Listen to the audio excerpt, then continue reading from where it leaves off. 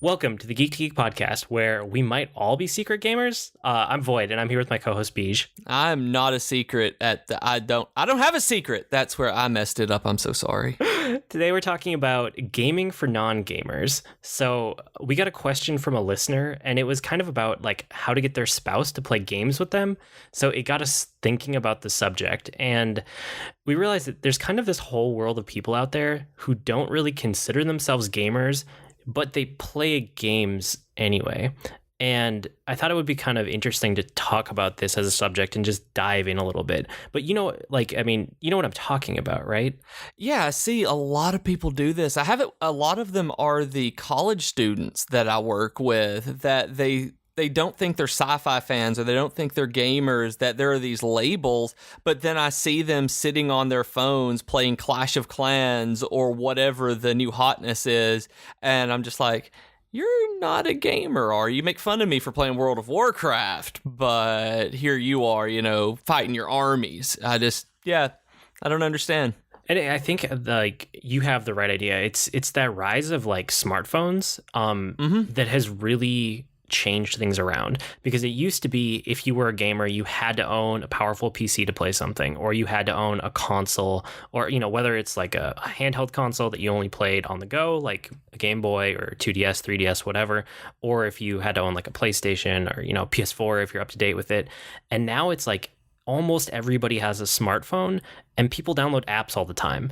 And most people that you talk to, they have games on their phone that they play a lot. And it might just be one or two, but it's like everybody is playing games, but almost none of them would consider themselves a gamer if you asked. And I think that's kind of fascinating. And even then, just think about the old computers that we had when we were growing up, that people were playing Solitaire and Minesweeper and what was it, Ski Free, I think, and Snake and things like that. Pipe Dream, I remember people playing a lot.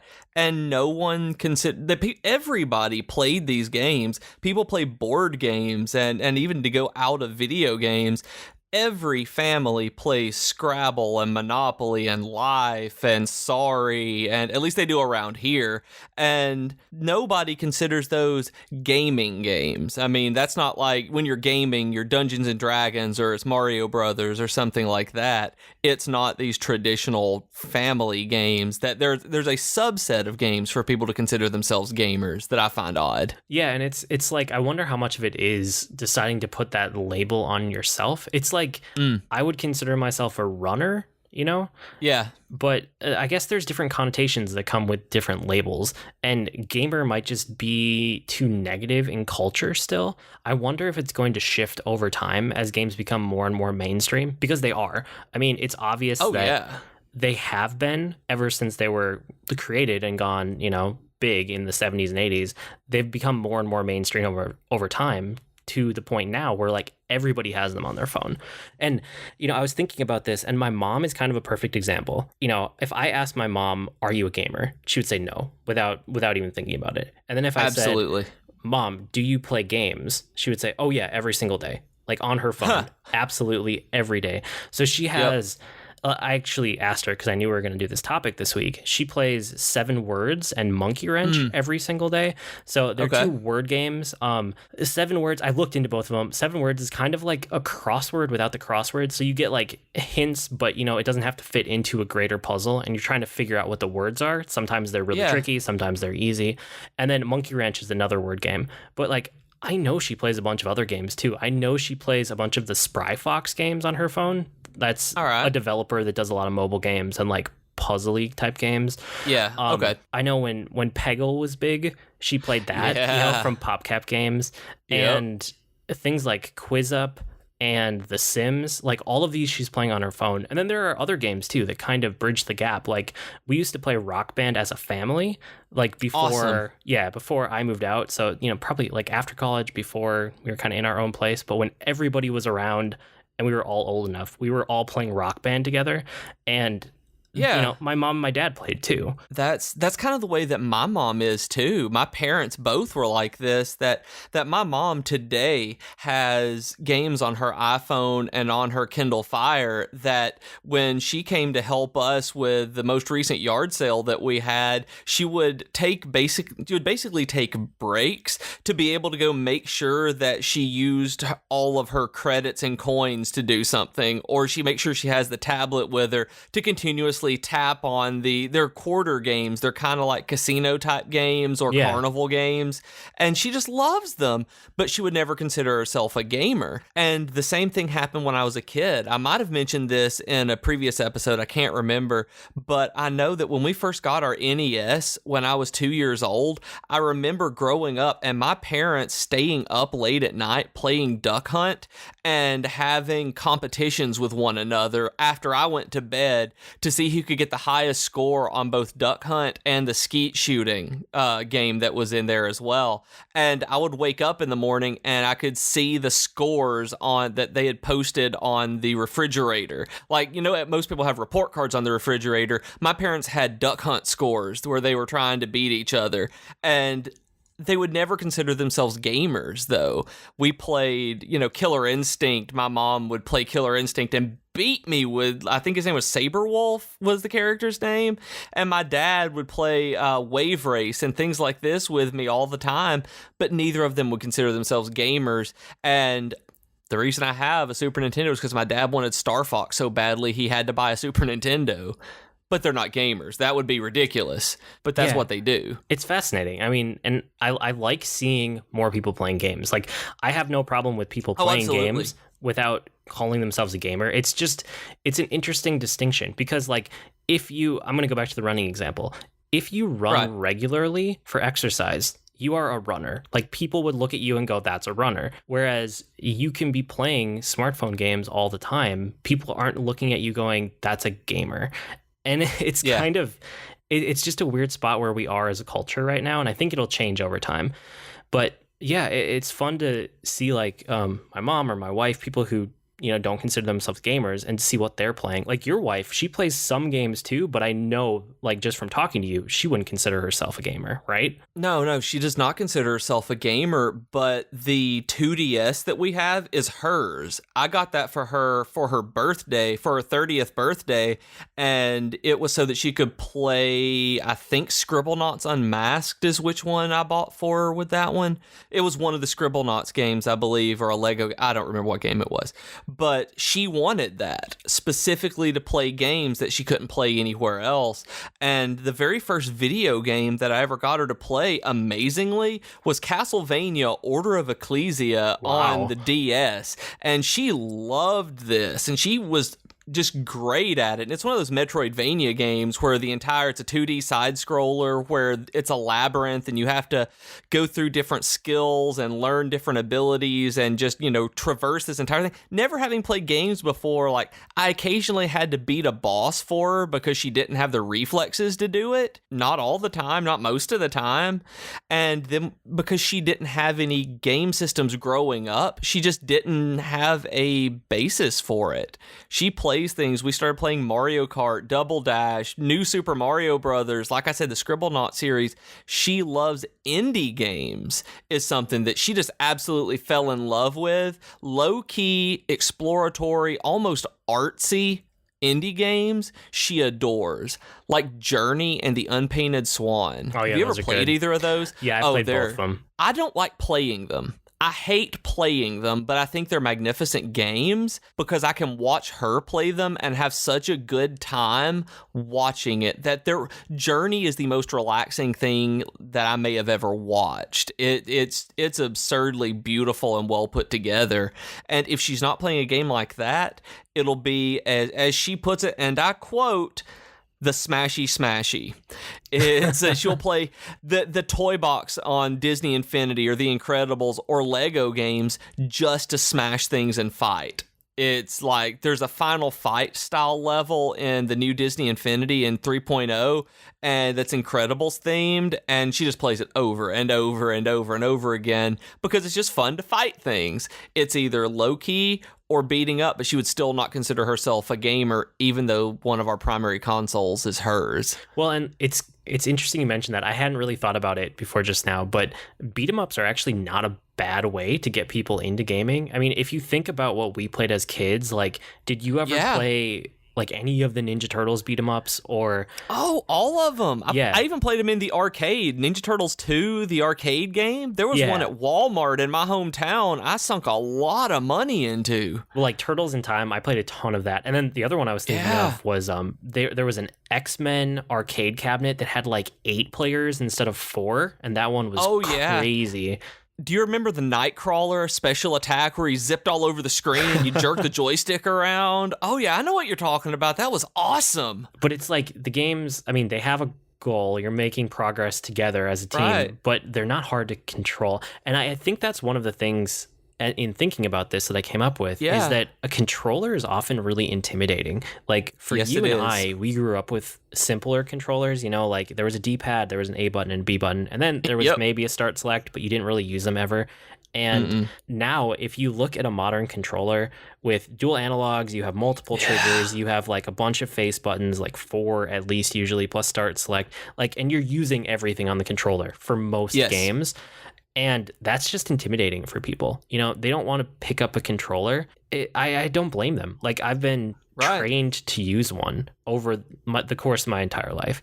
And that controller can be just this huge hurdle for people to get over. And so that's one of the things that, like, just keep in mind when you're trying to get a non-gamer kind of like talking about games or into the hobby or trying to connect with them, is that things you take for granted might be a huge hurdle for them, like a controller, which is why smartphone games can be so great for them, because like everybody knows how to swipe and tap by now. You know, everyone uses it every day, whether they're texting or on Facebook or any social media. Like everybody who owns a smartphone is constantly using it, and they're used to the gestures. So they've been trained on that, just like you've been trained on a controller, even though they might never have touched what we would consider a standard controller now. And one thing that I've taken for granted regarding the controllers is which buttons are which.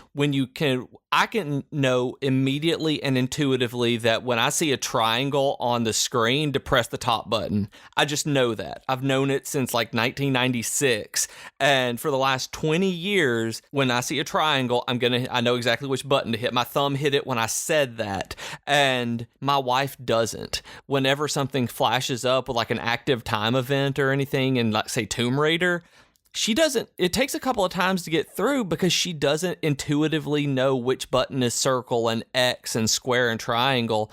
And admittedly, I have a hard time switching to an Xbox these days because of the X, Y, A, and B buttons. I'm so used to PlayStation that whenever I use an Xbox controller, I'm not exactly sure which label is on the buttons when something happens. And if you really want to mess with your mind, like I'm really used to the Xbox controller because I played 360, and then now whenever I PC game, I use a controller a lot of the time, and I'm using my my old 360 controllers because I just love the form factor.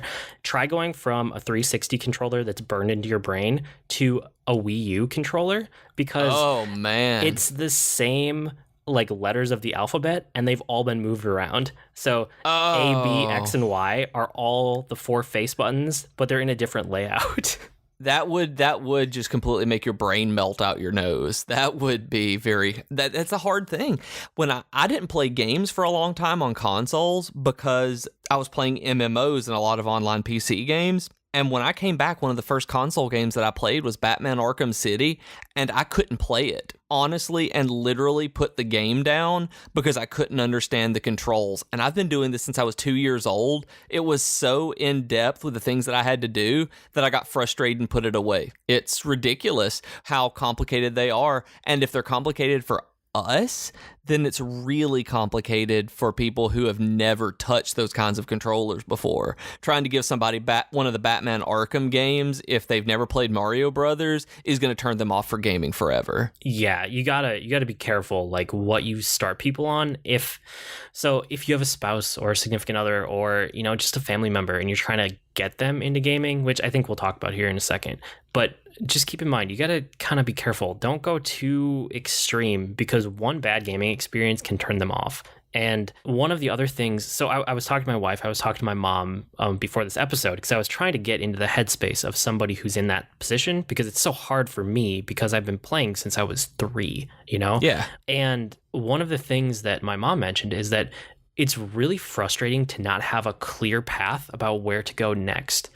And it's something that, like, I think we just are used to. We understand the language of games, and people who don't play them might not. So something that might be obvious for a lifelong gamer might be completely incomprehensible for someone who's not. So that, like, one of the things that my mom really likes about some of the games she plays, like The Sims or, like, you know, whatever, she switches her games around. Like, she's constantly picking up new ones and dropping old ones. She likes having, like, daily quests and some kind of very explicit, here's the next thing that you should be doing in the game, so she knows what to do to make progress. And I think that's one of the reasons that you also kind of have to be careful with open world games, because they can be too open for people who aren't used to games. Yeah, so if you're not used to just living in a world and being immersed in this culture that the developers have created, a sandbox, say give your mom Minecraft. Let's see what your mom does with Minecraft. And if she's used to having daily quests and being kind of theme parked through, she would be completely and totally overwhelmed and have no clue on how to play a game like that. I'm guessing based on what you've said. Yeah, I'm going to swing back around to that one later because I want to talk about it more. But okay, I got you. Oh, I was thinking about the clear path of that leading to frustration that I noticed with Jennifer playing Kingdom Hearts, that I thought it was a fairly straightforward game, and navigating the 3-dimensional space for the first time when they said that you need to go back to this area, even though they gave her a clear direction on what to do, she wasn't used enough to games to remember the names of the places and pay attention to that kind of thing. So she would have no idea where it was. So even something like that where, you know, Jack Skellington says, oh, you need to go to this part of Halloween Town again. She's like, I don't know where that was. I've been running around killing Heartless. Which one was that?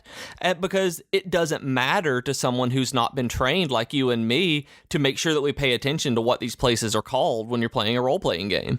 Yeah, I can see that. I can see that being frustration inducing. And it's kind of like we don't want to just bring up all these points and not totally address them. So I wanted to, with these things in mind, like controllers can be a big hurdle. Not having a clear path can be frustrating. Smartphones are a good way to get people on board with games in general. I wanted to kind of give some good points of entry for if you do have someone who's interested, or you're trying to get into gaming, or they seem like they might be open to it. So I thought smartphone games in general were a good place to start. I would include all of the free-to-play games that most, you know, like hardcore gamers completely dismiss, right? These ones that we see as very low actual gameplay and mechanics and kind of a cash grab. It's sometimes perfect for somebody who's not used to games. If you can find the right gameplay mechanic or the right like intellectual property that interests them, it can be fantastic. So a couple good ones that just come to mind for me are like Candy Crush. Like, it's not a game that I'm going to spend a lot of time with, but I know a lot of people who love Candy Crush and they've gotten into it and they're invested now. Bejeweled is another one that's kind of like a puzzle matching game. And I would even say games like Pokemon Go, something where like we like it because we have the nostalgia, but other people might like it too, even though it doesn't have a whole lot of gameplay to it. It has a kind of cool core concept, right? Do you have any other games like this?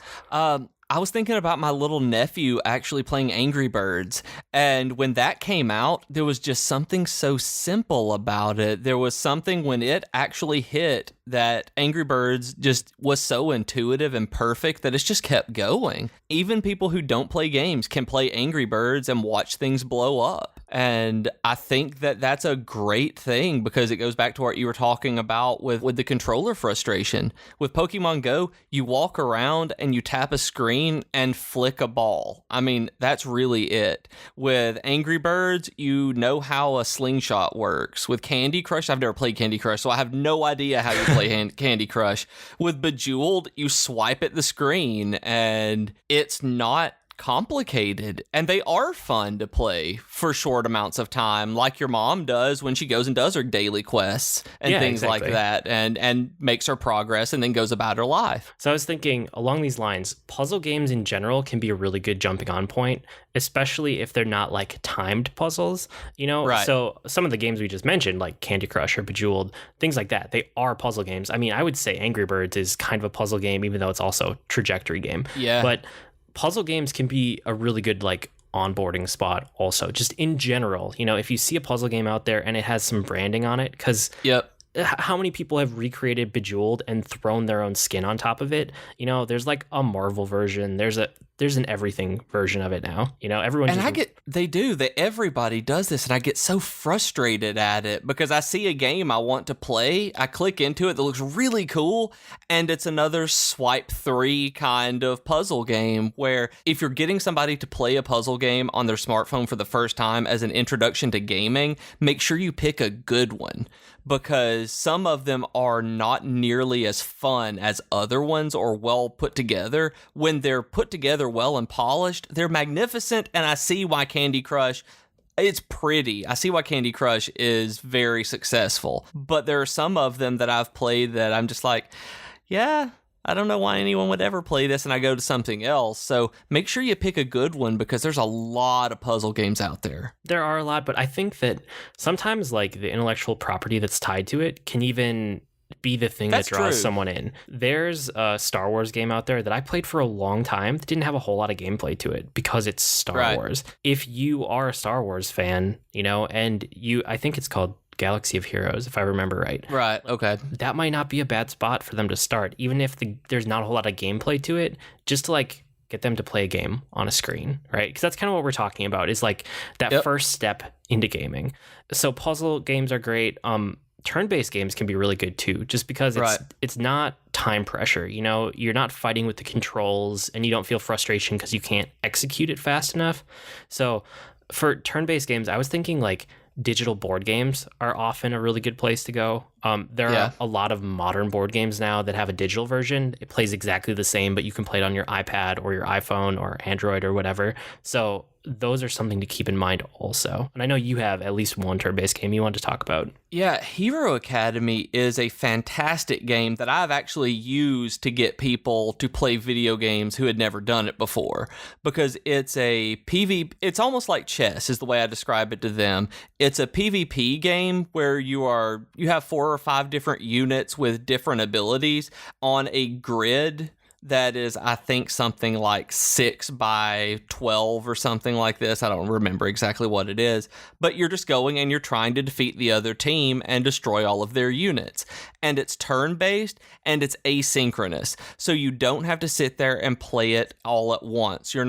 You will wait on the other person to take their turn, even if it takes them an hour and a half to get back to the game, and you'll get a notification when they take their turn, which I've used with people I work with to be able to show them, okay, this is like chess, but it's not something that, that it's not chess, that a lot of people won't play or think it's intimidating for one reason or another. It's, hey, here's some wizards blowing each other up or whatever it is, and it really worked. At one point, I had pretty much everybody I worked with having it on their phone or their iPad, and we were taking turns at night and during the day when we had a few minutes of just, okay, I've played all of my turns and now I'm going about my day, where it was super fun because it was competitive and asynchronous. Some of those can be really fun, the ones where you can play asynchronous, and I know there's more than just Hero Academy out there, but I will second your opinion that Hero Academy is a good one to get people like into the game for, because I like that one a lot too. And then I think narrative-driven games are actually a really good hook too, because everybody's used to stories, whether they're a reader or a movie watcher or they watch a lot of TV, like people understand stories and story structure. So for some people, the best way to get them in is through a narrative-driven game. So I'm thinking there's a lot of interactive fiction, which I've talked about a little bit on the podcast before. Like there's this whole series by Choice of Games, LLC, which is kind of like a modern interactive take on a choose your own adventure, but it's a lot more in-depth than that with a lot more choices and a lot less dead ends. I like those a lot. And then there are games like 80 Days, which I know we're going to swing back to here and recommend again in a little bit. Right. But 80 Days is a really good game for just kind of like a light gameplay, but more interactive fiction. And then there are things like games where you might be able to get somebody to play it and turn it to like casual or story mode, which are existing more and more in games right now. So right. I would put games like Mass Effect in here. You know, games that are really an RPG, but it specifically has a casual setting. But then I want to also preface that by saying sometimes that's just not going to work. Like sometimes the controller's too much and the gameplay and the options and the menus are too much. At that point, you got to think about it can be really fun to watch games. People can enjoy games by proxy. I would throw a bunch of games into this section, right? So like, Firewatch, we've talked about a ton on this podcast. We love Firewatch. If someone's not comfortable enough with a controller or a mouse and keyboard to actually play it, Firewatch is a game where they can sit on the couch, you can play it, and you can both get a ton of enjoyment out of it. Yep. I would also say any Telltale game, like all of the Telltale games are basically story-driven. They might be a little tiny bit puzzly, but they're mostly story-driven. I know my mom loved Tales from the Borderlands when my brother was playing it. Like she basically just sat down and watched it like a show while my brother was playing, you know? That's awesome. And like my wife likes Mass Effect and she likes Assassin's Creed. Like if I'm ever playing a Mass Effect game or an Assassin's Creed game, she'll just sit and watch it, you know, instead of knitting while watching TV or listening to an audiobook. Like she'll turn those off and she'll watch me kill people in Assassin's Creed because it's fascinating, right? Even open world games like GTA, things that if you were to if I were to hand my wife a controller and say, go have fun in GTA, she would just, you know, she'd give up within a couple of minutes because it's overwhelming.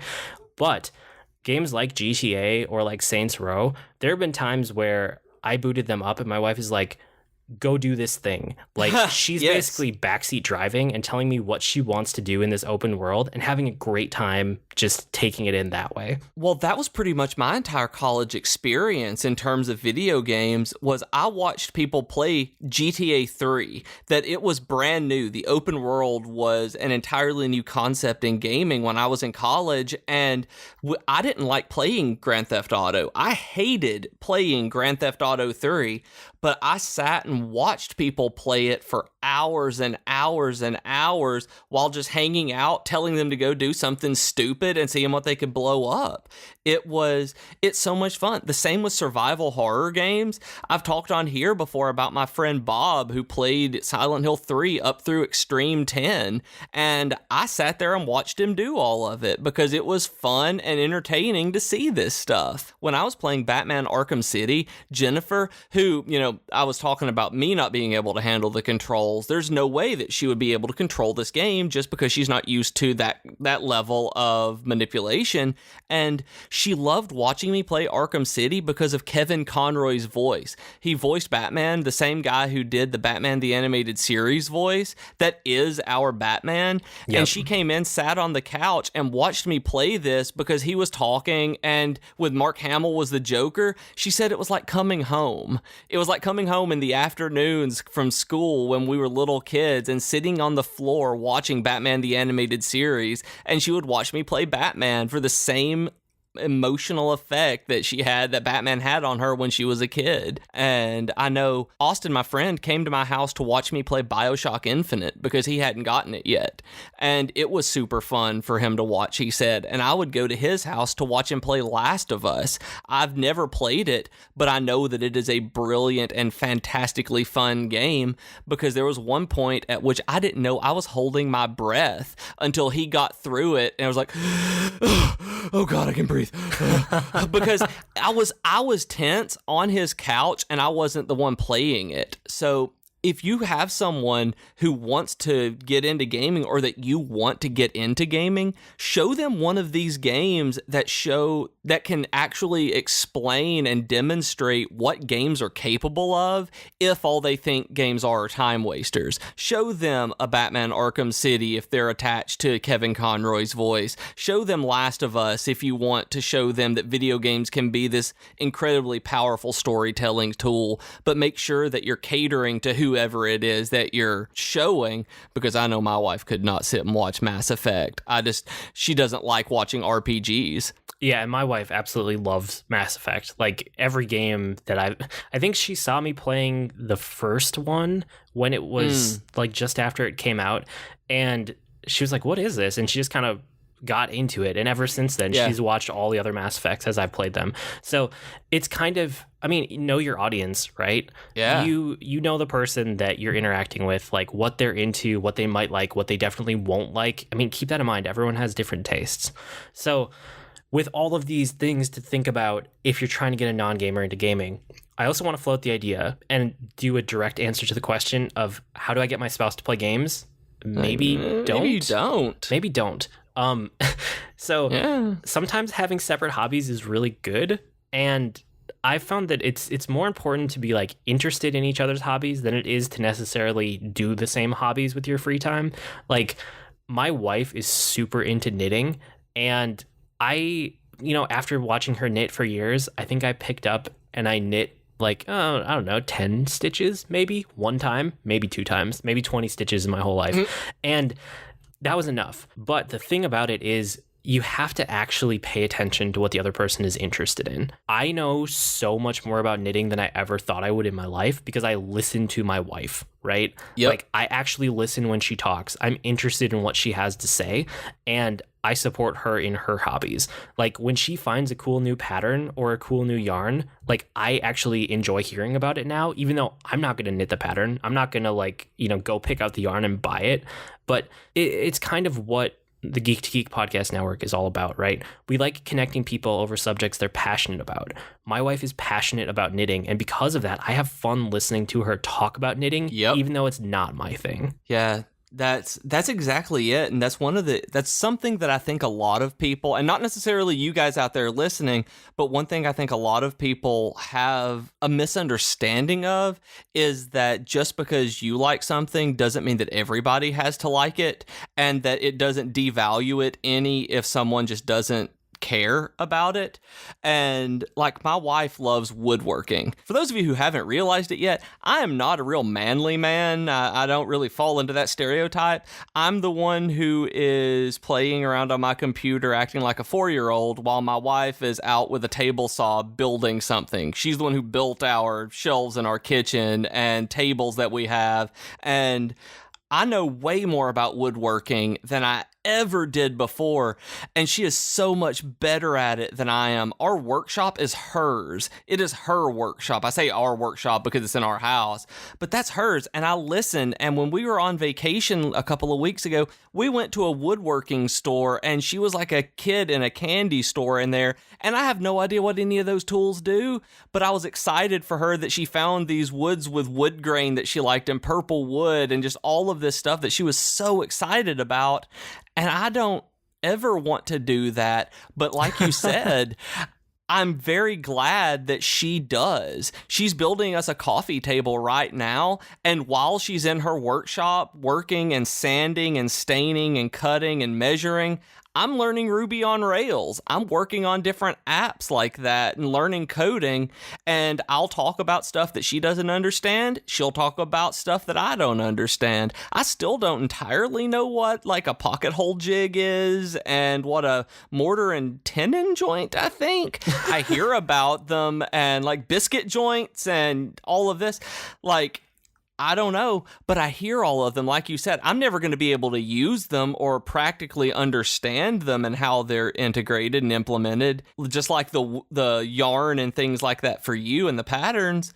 But I care because she gets so unbelievably excited about it. And when I show her Chrono Trigger and that she sees that I'm fighting with menus, she's just like, nope, I'm glad you like it, but So, I mean, I think the takeaway is, let people like what they like. If they really don't like gaming and you have a spouse, you're married, like, seriously, just let them like what they like, and gaming can be your hobby. It doesn't have to be theirs. But if share it with them. But yeah, talk about it. They can listen. They can be just like we are with knitting and woodworking. Like, they can be interested in your hobby without actually doing it with you or partaking of that hobby, and that's okay. But I did want to give some recommendations. So let's say you have a friend or a family member or a spouse, and they want to get into gaming, or they just want to take like the first couple steps into it. I know we've said a lot of games that are good onboarding games, but I actually want to give some explicit recommendations. Specifics, yeah. Yeah. So still speaking in generalities here, I do think that playing through a narrative game together can be really good. You just have to know your audience. Mass Effect worked for my wife, but it would not for BJ's wife. Like, just know your audience, pick the right game. Playing through a game, like the same game side by side. So like my wife and I were playing Pokemon Go together. We both have our own copy of the app and we're walking together. Like, there are games that you can both be playing that aren't like linked, but you can play them at the same time. That can be fun. Mm-hmm. And then co-op games that aren't too fast. Like, yes, it can't be an action-y co-op game, but if you can find a really good co-op game, that's a great way to get people on board. The Lego games are wonderful for this. This was something that Jennifer and I did with, I think, Lego Batman 2 on the Wii. It was one of the first ones that we had played together that was cooperative because we could run around and explore and do stuff, but we weren't like New Super Mario Brothers Wii, where we started screaming and yelling at each other because it was too fast and trying to rush through the level, and it was fun to do that together. Yeah. So absolutely. Not like Gears of War. Don't start with Gears of War. Something like that. No, don't start with Gears of War. And then, okay, so game recommendations for non-gamers. These are ones that are super, super easy to get into, right? Like the very first steps into gaming. I would recommend, and you've probably seen a lot of these on the App Store, the ones I'm going to throw out here. Any Bejeweled game. Fruit Ninja is really good. Jetpack Joyride. These are just little action-y. Just swipe on your smartphone. No big deal. Ridiculous Fishing fits into this category too. You basically drop a lure and you have to like guide it on the way down. And when you catch a fish, it goes up into the air. And when it reaches where it would hit the boat, it goes flying in the air and you have to shoot it with a gun because why not? And of course. Yeah. And then Tower Defense, there's a game out there called Bloon's Tower Defense. It's usually Bloon's TD. So the most up-to-date one is called Bloon's TD 5. That game is amazing for anyone, gamer, non-gamer, like taking your first steps into gaming. Basically, waves of balloons follow this path, and you put towers around it and destroy them. That's the entire game, and it's super fun. And then there's a game called Card Crawl, and that one still gets a ton of time on my phone, like even for me. It's kind of like a take on Solitaire that's also themed after like dungeon crawler. So it's like you're working your way through this deck, and inside the deck you have equipment, you have shields, you have like healing potions, you have weapons, and you can take them and drop them onto your guy and use them because in the deck are also monsters, and you have to make your way all the way through the bottom of the deck to complete the dungeon. And then at the end, it's like however much at any point you can take equipment and you can like sell it and get gold out of it. So really what you're aiming for is a high scoring gold. If you're like, yeah, I think I can do it without this thing, you sell it for gold, right? And so beating it is not hard. To actually make it through that deck, it's not a challenge. The challenge is to try to outdo your last high score, right? How like carefully can you make it through the deck and just have one hit point left at the end and barely have enough equipment to eke through. So Card Crawl is amazing. I'm going to say 80 Days again, and I'm going to swing back to that one because that's going to be actually my top pick. But 80 Days is a really good game. And then Mini Metro. If you haven't ever heard of this game, it's on PC. It should be out on iPad soon. I don't think it is yet. But you have basic shapes that show up on the screen: triangle, square, circle, whatever. Those represent either like train stops or subway stops. And it's your job to just like touch and drag a line between them to create like a rail line. And you're trying to move people between destinations to get them where they want to go. That's the whole game. The map slowly zooms out, and you slowly get more and more stations as time goes on. It becomes really fun, but it kind of scales up in difficulty to whatever you can handle. So that's a really good one to get people started. Do you have any other ones in this like first steps into gaming section? What was the game? I can't remember the name. It was like 2048, that just swiping numbers and adding them up and seeing if you could do the entire thing. It was, and just combining numbers is all the entire thing. I think it's called 2048 is an app I know a lot of people who weren't necessarily gamers I associate with played. And then Dots and Two Dots took a lot of my friends' lives. That it's a puzzle game, and it is very simple. It is a bunch of dots on your screen with a white background, colored polka dots in a grid or a particular pattern, and you are trying to eliminate them all, and you have a certain number of moves to do it in.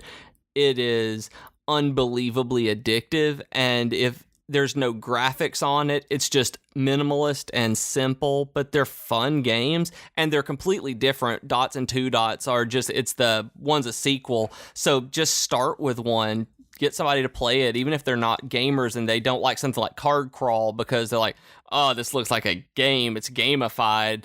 They're going to like Polka Dots. And so I know Two Dots and Dots did really well for people. Cool. Okay, so then let's take it one more step up with recommendations. So this is for, people who maybe have gotten into games, they play one or two games a little bit. They kind of want something that's more along the lines of a traditional, what we would think of as a gamer's game, but still not like super hardcore, right? You're never going to recommend Dark Souls to these people. Like, no, that's not what we're going for. We're going for the next step in, right? Someone who might be familiar with like playing Mario when they were a kid, Mario 1, things like that. Right.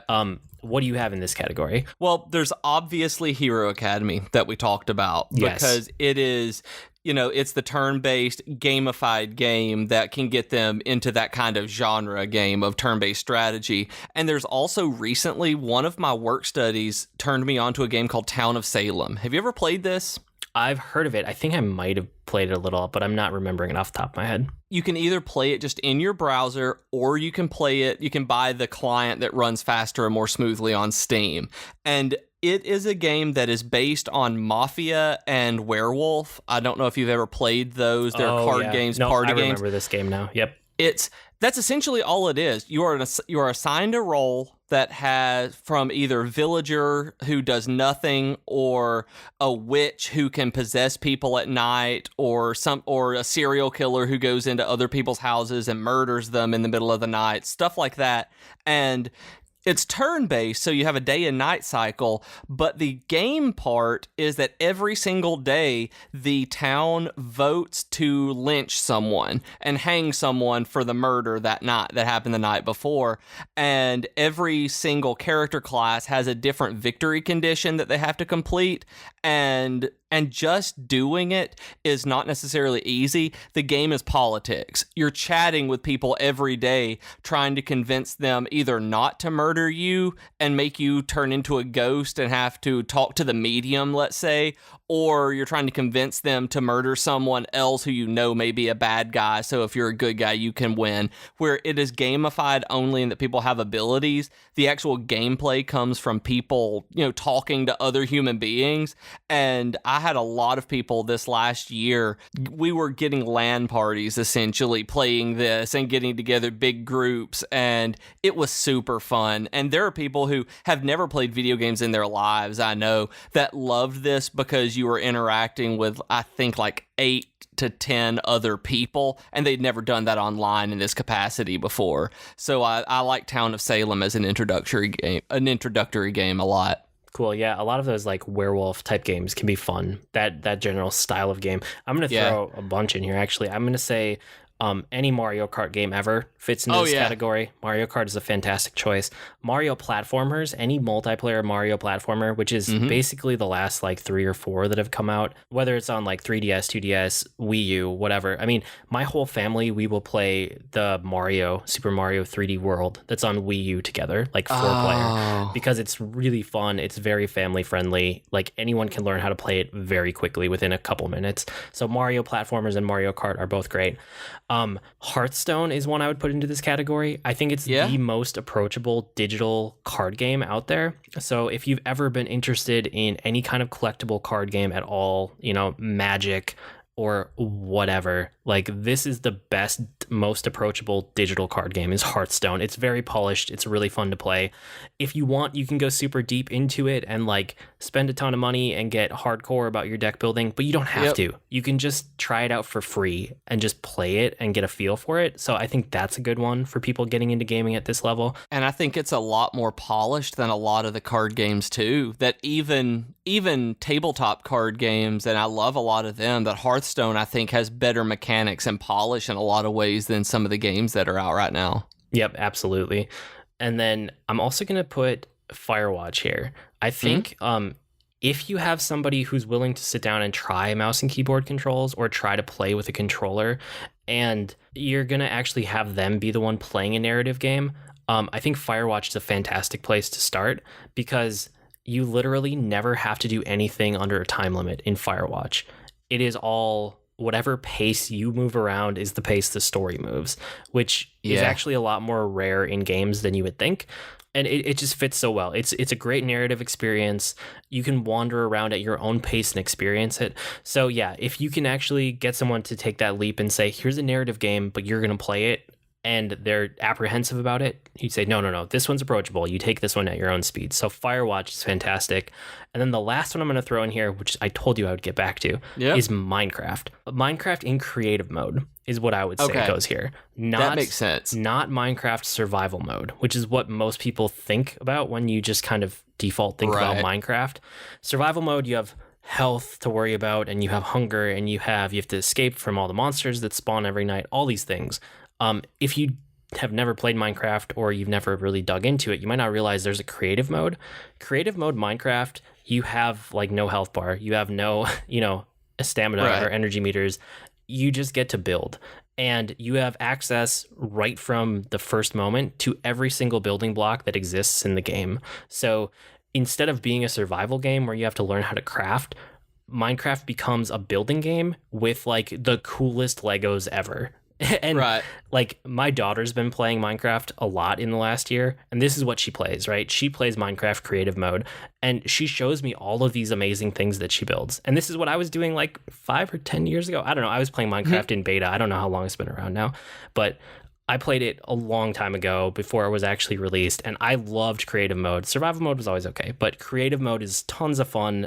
You can just tell the person, this is like adult Legos, like just go build, have fun with it. So Minecraft creative mode is amazing. That was actually a way that I ended up convincing people to play Disney Infinity with me, that it was like Legos meets Kingdom Hearts is the way that I put it, and it sold the game. Just the idea of Legos in a video game, and the toy box stuff was the same way. So if you're really looking at getting somebody invested, even though they stopped production on Disney Infinity, that is a very good way to get non-gamers in, is if they're builders, you can get a handful of figures, go in and unlock a lot of toy box stuff just by playing around, and you can go and make your own levels in it to be able to go around, make racetracks, be able to make platformers and things like that. The building part of it is completely different than Minecraft creative mode, but it's just as fulfilling in a lot of ways, because you're able to gamify it as you do, and then go back and play the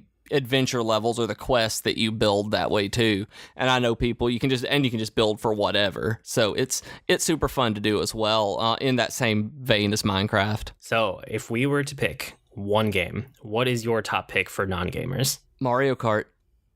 That's a good one. I think that Mario Kart, any of them, but I really like Double Dash as one to introduce, because it's so unique in terms of how you get to play it, that there's more weapons that you can use, that kind of thing, that are always fun.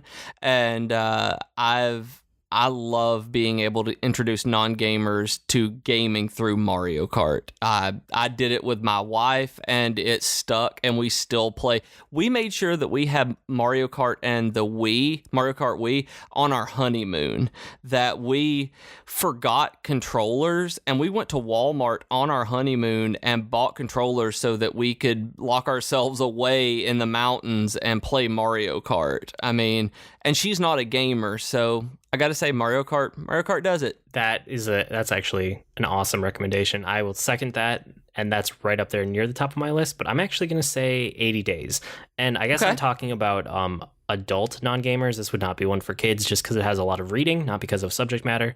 And I've mentioned this a couple times already in the episode. I wanted to save it for here to actually describe it. So 80 Days is like an alternate history reality version of Jules Verne, Around the World in 80 Days. So you start out and you're like a valet for an Englishman in an alternate reality steampunk version of the early 1900s or late 1800s, something like that. And basically the person you're a valet for, he says, we're going to go around the world in 80 days and try to beat the other guys who are going around the world in 80 days. And you start out in London and you go east, and stop by stop, you make it around the world. But the gameplay comes in where you pick which route you go on. So there are nodes, and the nodes are essentially cities, right? So every city you hit, you might have found like a train map of Europe. So you might know all of these train routes. Or you might spend a day in the city talking to people and realize that, hey, there's a car that's going to take me north to the next city. Or you might find, there are crazy things, like you might find an airship that's going to take you somewhere weird, or, an underwater submarine that's going to take you, it can go in all of these different ways. So you will make it around the world. But the question is, will you do it in 80 days or not? And the game is about making decisions, but then experiencing the story. So it's about experiencing what happens between point A and point B. What happens on that route, and how does it affect you and the Englishmen that you are basically helping out. And it's a narrative game, but it's very simple. Like, there's not a whole lot of gameplay to it, so it's not intimidating. You can have a little bit of luggage, so you can have a few items that you bring along with you, but that doesn't really come into play a whole lot. And I've actually replayed this one about 4 times. And if you're a frequent listener, I don't really replay games, rewatch movies, redo my media. And every single time I play this one, it has been a different adventure. It's really cool. Like, you go around the world, and then you can just kind of get a New Game Plus mode where he goes, why don't we do it again? And you probably won't want to do it again right away. I think I've taken months between every time I played it, but I'm actually kind of gearing up to play it again, because the last time I played, I chose, instead of going east as fast as I could, I chose north every single time, and I made it to the North Pole. And that was was the coolest adventure that I've had in 80 days. So 80 days, I think it's out on Steam, and it's out on iOS and Android, and it's kind of out on most systems that you can find it. So yeah, that's my recommendation. That's awesome. With that, it's probably time for our weekly geekery. If you don't know, weekly geekery is where we share what we've been geeking out about this week. What do you got? Well, I've mainly been geeking out about Chrono Trigger still. Ever since we did our JRPG episode, I've been thinking so much about how much I loved RPGs, and I finally beat Chrono Trigger this morning and have been playing through it and going through even the dungeon that opens up after I beat the game. It's taking me about 30 hours altogether to beat it this time around, but even though I beat it when I was a kid, I cannot recommend this enough, because playing through it again, it was an entirely new experience for me this time as an adult. It is a fantastic game. The gameplay holds up. Go onto whatever system you can and play Chrono Trigger. And then also in the same vein as 80 Days, I've also been playing Lifeline on my phone. You've played that, right? I have, Lifeline series? Lifeline's cool. For those of you who don't know, it's something that I came across a while back after having an idea for a game like this. It was interesting because it's like you're getting text messages and responding back to them as a narrative, that it uses iPhone notifications so that you can just reply to this character who is trapped on a planet, and you're the only person who he can reach has a signal to reach. So he'll ask you advice on what he should be doing, and then he will go off and do it. And what's interesting is that while he's going to do what you told him to do, it's in real time. So if he is having to walk for 3 hours, you're not going to get another turn and get another message from him for 3 hours, because he is off climbing a crater for you or something like that, or he's gone to sleep for the night. And yes, you can wait on it and not play it whenever it's not feasible for you to do it and come back to it. Everything else, the responses and things like that, are in real time as though it is actually happening. So if you did want to play it in real time, it is entirely possible to treat it as though that is another human being on another planet who needs your help, and it is super cool. That one's definitely really cool. I like that game. For me this week, I've been reading a lot. I think I've read like 5 books since last time we recorded, just because, I don't know, it was a reading week for me, I guess. So I want to talk about 2 of them. One was the new Harry Potter that just came out, which isn't really a book. It's a script for a play that's a stage play, and it's Harry Potter and the Cursed Child. And I'm not going to spoil it for anybody, but it wasn't as good as I wanted it to be. At this point, like, I think it's a little too fan fiction-y, like a really good fan fiction, but still fan fiction. And part of this is probably because J.K. Rowling did not write it. She just gave her approval, and there were 1 or 2 playwrights that traded it off and on, and they wrote it. So yeah, it's not actually a book written by her, but it was a little bit too much, hey, remember all these things about Harry Potter that you really liked? We have them too. Whereas like in the Harry Potter books themselves, they introduced like one or two new like key magical things every time, and they really integrated it with the story. This is like, how many of those things can we cram into one plot? And even if they don't really fit as well as they should. So yeah, I didn't love it. I wanted to, and I didn't. But with that said, I still would love to see this as a play, because that's the way that it's supposed to be experienced. You know, sitting there reading a script of a play is not the ideal way to take in a play. And nope. I kind of question why. Well, no, I know exactly why they released this anyway. They wanted money, right? I mean, well, there's also the Harry Potter fan people who can't go to London and watch it. So this is the only way we're able to experience it. We can't exactly listen to a production of it on Spotify like we can Hamilton to experience it that way. So this is the only way we're able to get it. So I do understand doing it, but the theater guy in me, you know, because I minored in theater in college and been doing it forever, is like, no, you don't read a play and expect to get everything out of it. And so I would love to still see this as a play. I mean, even feeling like I was kind of let down by what I read, I would love to see this as a play in person, because it would be, I'm sure it would be a good experience, even if the story's not great. You know? It is supposed to be an absolute spectacle to watch. That I've heard that it is probably the most technically magnificent play that's ever been put on. That is really cool. And then I would also love to see this turn into like an Audible production with a full cast. I think that could be a great way to experience it for those of us who can't go to London to see this, you know? I'm doing my grabby hands right now trying to get it. The gimme hands. You let me know if that works. It did not. It did not. It failed. My gimme hands did not get. Maybe next time. The other book I want to talk about is Aftermath Life Debt, which is a Star Wars book. I'm still completely up to date with all of the Star Wars Extended Universe novels, and this is the latest one. It's the second in a trilogy. That's the Aftermath trilogy. So this is kind of like what happens right after Return of the Jedi. And I still don't like the original characters that the author has created. All of them seem too stereotypical or too bland. Like, there are a couple times where they were in danger, and I'm like, yeah, they can die, whatever. But Life Debt starts to tie in Han Solo, Princess Leia, Chewbacca, Wedge, Mon Mothma, like a bunch of the characters that are core to the series. And because it did that, I liked it a lot more. The one thing about this book that I actually loved were these little vignettes that he has as interludes between different sections and between different chapters, because you read the first one also, right? You remember these interludes? Yeah, I read Aftermath, and those were my favorite part of it. I haven't made it to Life Debt yet, but to know that he kept the same format really makes me excited, because I loved them. Yeah, so it's basically like a one-off short fiction. It's one chapter, and you just get a little snippet, a little vignette of what's happening somewhere else in the galaxy with a totally new set of characters that have nothing to do with the main plot and you're never going to see again. So it's these little one-off, like what's happening on Tatooine, what's happening on wherever, you know, all across the galaxy.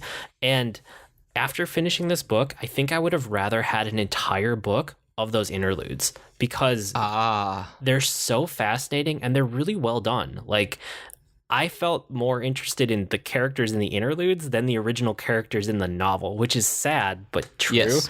So yeah, I can't give this one like a huge endorsement because I didn't love the book, but if you're like a Star Wars completionist like me and you need to know everything, you're gonna read it anyway.